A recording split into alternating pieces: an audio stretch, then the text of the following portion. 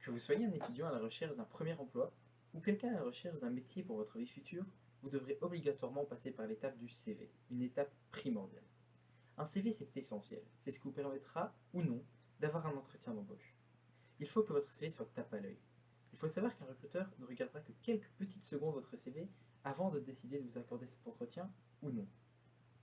Tout d'abord, le titre. Votre titre doit correspondre à votre objectif professionnel et au job pour lequel vous postulez. Il faut savoir que les CV sont triés par des machines ou bien des recruteurs qui en trient plusieurs milliers par jour. Il est donc impossible pour eux d'aller regarder chaque CV en détail pour savoir pour quel job vous postulez afin de vous classer. Votre titre doit donc être clair. Deuxièmement, les trois mots d'ordre d'un CV. Clarté, légèreté et lisibilité.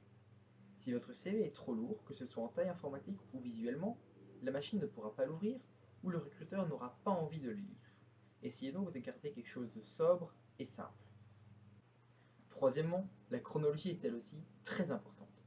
Commencez donc par votre dernière expérience professionnelle en date et remontez petit à petit dans le temps jusqu'à atteindre votre formation. On pense souvent, à tort, qu'avec une longue carrière dans le dos, les diplômes n'ont plus d'importance. Mais si, ils permettent de voir le chemin que vous avez parcouru et les éventuelles redirections lors de votre carrière. Quatrièmement, la question de la photo. Faut-il en mettre une ou non sur son CV? Tout simplement, si vous irez en mettre une, libre à vous. Mais faites en sorte qu'elle soit professionnelle et jolie.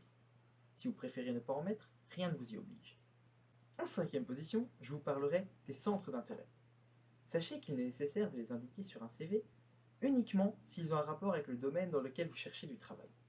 Si vous êtes fan de kayak mais cherchez un travail dans l'audiovisuel, cela ne sert à rien de mentionner votre passion sur votre CV. Pour finir, je vous donnerai un petit conseil personnel. Ne mentez jamais sur votre CV. Si vous avez menti sur vos compétences, cela sera très vite découvert que vous ne les possédez pas. De plus, si vous avez été embauché grâce à un CV mensonger, cela peut servir de motif de licenciement. Préférez donc un CV qui met en valeur vos vraies capacités. Et voilà, c'est déjà la fin de ce petit tutoriel sur comment réaliser un bon CV. Je vous remercie de l'avoir regardé et je vous souhaite bonne chance dans vos futures recherches d'emploi.